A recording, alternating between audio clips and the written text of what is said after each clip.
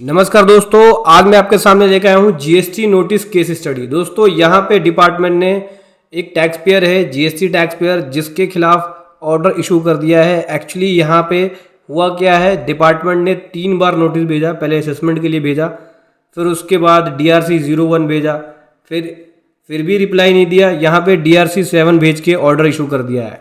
इसका import of goods का जो ITC है 2A के अंदर रिफ्लेक्ट नहीं हुआ है, उसके वजह से लगभग 11 लाख की पेनल्टी लगा दी है। 6 लाख के टैक्स के ऊपर 4 लाख का इंटरेस्ट और 80,000 की पेनल्टी, टोटल 11 लाख की पेनल्टी लगा दी है।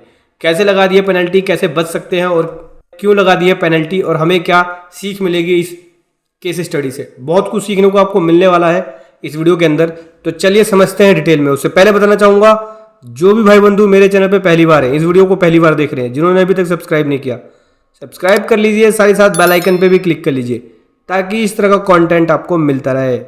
सो दोस्तों, यहाँ पे ये जो नोटिस है फाइनेंशियल ईयर 17-18 से रिलेटेड है। एक्चुअली यहाँ पे 3B के अंदर जो ITC लिया गया है वो एक्सेस है, क्योंकि वो ITC 2A या टेबल 8A GSTR 9 के टेबल 8A में वो ITC आ नहीं रहा है।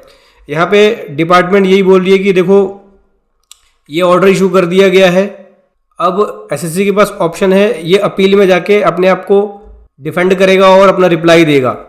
ठीक है, बताता हूँ मैटर हुआ क्या था। पहले इसको असेसमेंट 10 में नोटिस इशू किया गया, जो भी मिसमैच था, लगभग 10 फरवरी 22 को, फाइनेंशियल ईयर 18-19 से रिलेटेड, लेकिन इन्होंने कोई रिप्लाई नहीं दिया उस नोटिस का। फिर उसके बाद यहाँ पे रिकवरी के लिए DRC 01 भेजा गया। ठीक है, सेक्शन 73 सबसेक्शन 5 और सेक्शन 74 सबसेक्शन 5 के अंदर, तो उसका भी इन्होंने रिप्लाई नहीं दिया। उसके बाद फिर शो कोज नोटिस DRC 01 में भेजा, ठीक है, 73 सबसेक्शन 1 के अंदर, फाइनेंशियल ईयर 18-19 के लिए, तो उसका भी रिप्लाई नहीं दिया। तो डिपार्टमेंट ने ये फाइनल ऑर्डर इशू किया है रिकवरी के लिए। अब इनको अपील में जाना पड़ेगा, बिना अपील के इनका मैटर क्लियर नहीं होगा। देखो, सबसे पहले जब इनको असेसमेंट 10 हुआ, ये जो टैक्स पेयर है इसके रिटर्न की स्क्रूटनी करी।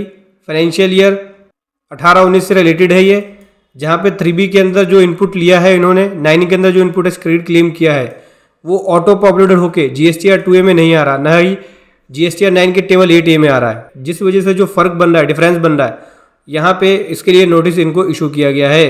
देखो ये है नोटिस, देख सकते हैं, ये टेबल है जिसके अंदर डिटेल है। पहले इनको असेसमेंट 10 भेजा गया था, असेसमेंट 10 में रिप्लाई नहीं दिया, फिर DRC 01 भेजा। तो देखो ये है, बता देता हूँ मैं आपको, ये देख सकते हैं, इतना टैक्स जो है वो फालतू लिया है, वो एक्सेस लिया हुआ है इन्होंने 2A के अंदर, और इतना ये इंटरेस्ट लगाया है इसके ऊपर।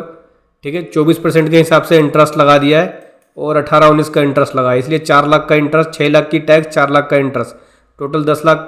फिर यहाँ पे ये 83,000 की पेनल्टी लगा दी है। पेनल्टी वो भी बताऊंगा मैं आपको। सबसे पहले तो ये समझो कि इतना डिफरेंस आ क्यों रहा है इस टैक्स पेयर का, बता देता हूँ। देखो हुआ क्या है इस टैक्स पेयर के साथ, इसने इम्पोर्ट ऑफ गुड्स का ITC क्लेम किया है। ठीक है, और वो इम्पोर्ट ऑफ गुड्स का बिल ऑफ एंट्री फाइल करी है, RCM पे किया है, और वो जो इम्पोर्ट ऑफ गुड्स का ITC है वो 2A में उस टाइम पे नहीं आ रहा था, रिफ्लेक्ट नहीं हो रहा था। तो वो जो ITC है वो रिफ्लेक्ट नहीं हो रहा, उसके वजह से इनके रिटर्नों में डिफरेंस बन रहा है, और जो डिफरेंस बन रहा है उसके वजह से डिपार्टमेंट ने इनको असेसमेंट 10 दिया। असेसमेंट 10 में हालांकि इनको क्विकली रिप्लाई करना था, लेकिन ये रिप्लाई कर नहीं पाए असेसमेंट 10 में, और ना ही DRC 0 के अंदर ये रिप्लाई कर पाए, और ना ही DRC 01A के अंदर, जिस वजह से इनको ऑर्डर इशू कर दिया गया है। तो जो इम्पोर्ट ऑफ गुड्स का ITC है वो 2A में तो आता ही नहीं है।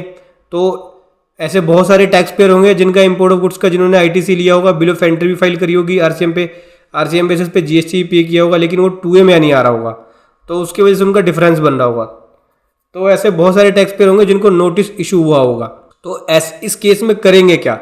इस केस में देखो, अगर ये असेसमेंट 10 के ही नोटिस जब आया था, पहले स्टेप का नोटिस जब आया था असेसमेंट 10, उसी में ये रिप्लाई देते हैं कि इम्पोर्ट ऑफ गुड्स का ITC है और ये 2A में आ नहीं रहा, उसका एक प्रॉपर रिकन्सिलेशन बनाते हैं, उसी हिसाब से रिप्लाई बना के जमा कराते हैं, तो इनका मैटर क्लियर हो जाता। अभी अपील में जाना पड़ेगा, जहाँ पे ये इनको प्रूव करना पड़ेगा इम्पोर्ट ऑफ गुड्स का ITC है, उसके सारे डॉक्यूमेंट ये सब दिखाना पड़ेगा।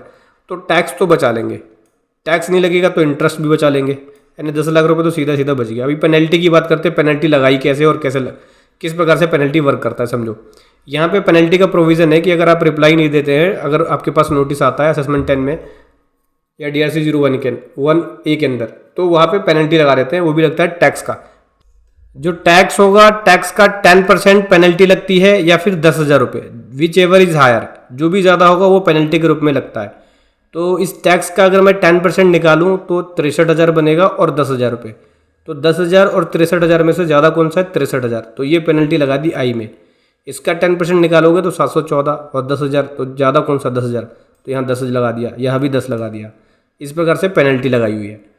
तो अगर आप इस टैक्स को प्रूफ कर देते हैं कि भैया हमने जो आईटीसी लिया है वो जेन्युइन है और इंपोर्ट ऑफ गुड्स का आईटीसी है जिसका बिल ऑफ एंट्री फाइल करी है, ये आईटीसी 2A में नहीं आ रहा, लेकिन हमने 3B में लिया, हमारा जेन्युइन आईटीसी है और ये अलाउेबल है, तो देखो आप टैक्स बचा लोगे, इंटरेस्ट बचा लोगे, पेनल्टी बचा लोगे, कुछ भी नहीं लगेगा, ये सब बचा लोगे। क्योंकि इंपोर्ट ऑफ गुड्स का आईटीसी 2A में पहले आ नहीं रहा था, अभी 18-19 में तो आ नहीं रहा था, उसके बाद से ईयर में अभी करंटली तो आ रहा है, लेकिन पहले के ईयर में आ नहीं रहा था। अब इस वजह से होता क्या है, जब डिफरेंस आता है तो ऑफिसर नोटिस इशू कर देते हैं।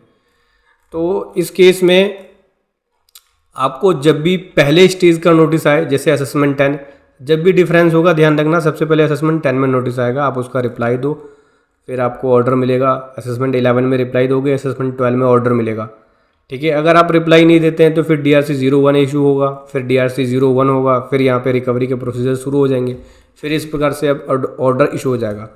अभी देखो, अभी इसको अपील में जाना पड़ेगा, और अपील में जाने पे क्या होता है, टैक्स भी जमा कराना पड़ता है। अपील में जाने के लिए पहले ड्यूटी जमा करानी पड़ती है, कुछ टैक्स जमा कराना पड़ता है। आई थिंक डिमांड अमाउंट का जो है वो 10% मांगते हैं, तो 11 लाख का 10% कम से कम 1,18,000 रुपये समथिंग का अमाउंट तो जमा ही कराना पड़ेगा पहले। तो ये अमाउंट तो एक ब्लॉक ही हो गया आपका 1,18 का, समझो।